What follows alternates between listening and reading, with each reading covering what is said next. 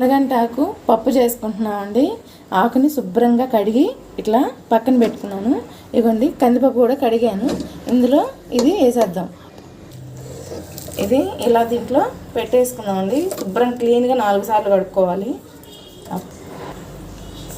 కొంచెం చింతపండు అండి, కొంచెం పచ్చిమిరపకాయలు, ఉల్లిపాయ, టమాటాలు 3 కలప. ఇది 1 స్పూన్ కారం అండి, 1/2 టీ స్పూన్ పసుపు, వాటర్ పోద్దామండి.